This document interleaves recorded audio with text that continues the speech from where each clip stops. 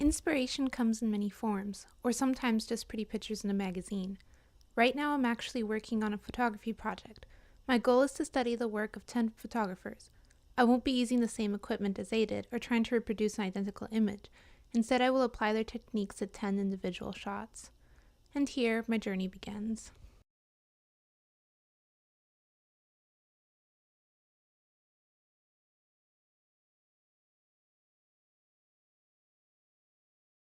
Back then, people used to take pictures of really big things like, things around them and stuff.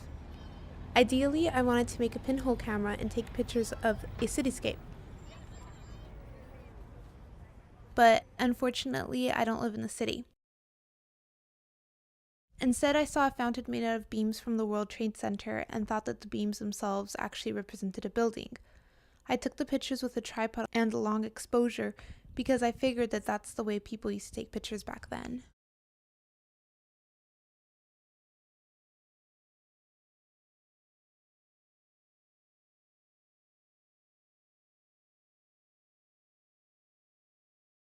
I was working on a wedding photo shoot, and it's just funny the amount of issues that we had. Like, there was 4 girls in the room and none of us could do the bride's hair, so we had Ivy do it instead. Also, there was something wrong with the lights, and the girls had to pose as if they were the couple, so that Autumn and Manny wouldn't get tired.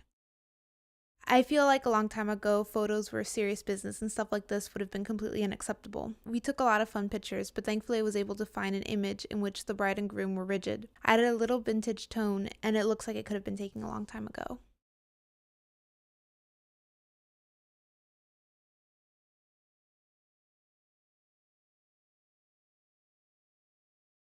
I was walking back from Fisher one night, and it was really foggy with a slight drizzle, and I was like, hey, this is so pictorialist. So we set to work, we took some pretty darn cool shots. I think the final image looks like a fragment of a dream. It has softened edges and the surreal color. The only thing I regret is that my model fell into the fish pond.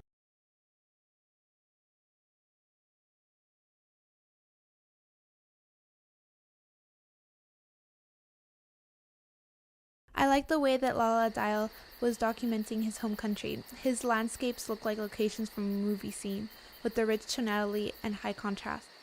I was taken to a village in which the homes and bathhouses were right against the water, and they reflected onto the surface. This reminded me of Dial's work.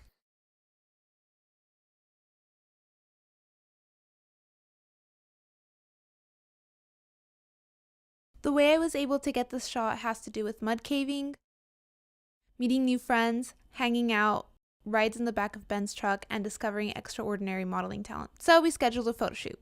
I took pictures of Manny, Chloe took pictures of Larissa. This was actually the biggest studio project I've ever worked on.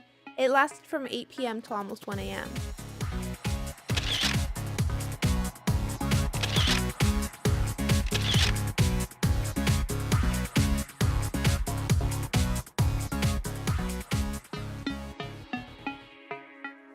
I used Maya as my model because she really knows how to work her body. We got all sorts of different shots. I put several of them together and voila!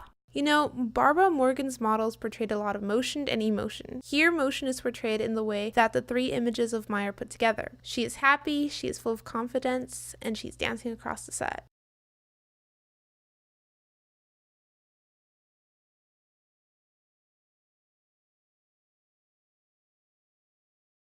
There was this one time that we had been working on several projects in the studio, and everybody was very tired. I told Hannah that I wanted to take pictures of her hands, and thankfully she agreed. We all celebrated after the projects were done.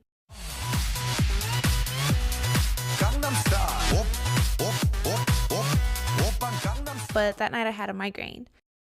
And so as I was creating the picture, I put all of these hands everywhere to resemble how I felt at the moment. After editing, the photo did kind of come out like Bill Brandt's, a high contrast image of a single body part.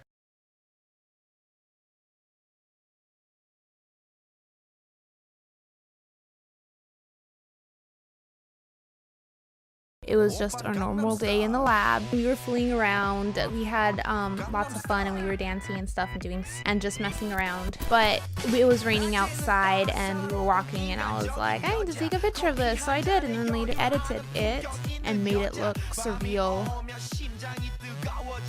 Rather than just having a character from Alice in Wonderland, I wanted to explore Jerry Uselman's idea of dreams and dreaming and incorporate it into my own project. So I took this image, and originally I wanted it to look kind of like the image on the cover of a photography book. But as I was studying Bill Brandt's work, I was just like, wait a second, this is not what he was going at all. He's going for something different. And then I realized, hey, this image could look like the whole dream theme that Jerry Uselman is working on.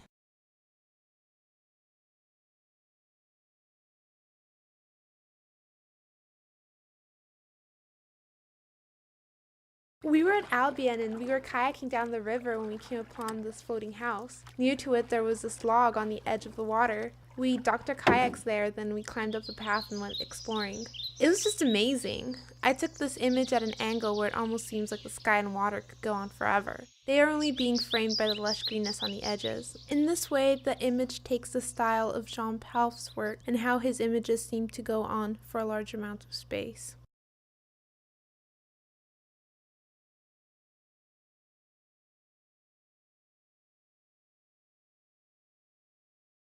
This is Lara Archibald. She comes from a very unique ethnic background. Sometimes she looks like she could be Hispanic, other times white or black. I took a picture of an image where she looks kind of white and decided to put a tattoo of Africa on her back. And on it I put trace your roots to the very beginning. Even though like in this image Lara looks like she's white, she actually has ancestry that is from Africa. Kind of goes on to what people identify themselves and where people come from. Cindy Sherman takes a lot of self-portraits, and she puts herself in different situations, and in these images she's not just Cindy Sherman, she's somebody else. Growing up, people used to tease me a lot, so I was very insecure about myself. And I started taking a lot of self-portraits to put on places like MySpace and Facebook, so that even if people didn't see me as pretty in real life, at least they could see pretty pictures of me online. This image that I did for class, for this project, I don't know, it looks a little weird, like my eyes are made out of, I don't know, I was thinking Coraline, but I haven't really seen that movie, so I guess that could be awkward if I tried to make a connection. But I feel that it's like a teenage girl, and she's run away from home, and she's hiding out in this place, and there's like spider webs, and it's scary, and she doesn't know what she's doing. She's scared of what might happen or what might be there. But there's also a part of her that's a rebel, and she's willing to face whatever it is so that she doesn't have to stay in a place where she's uncomfortable.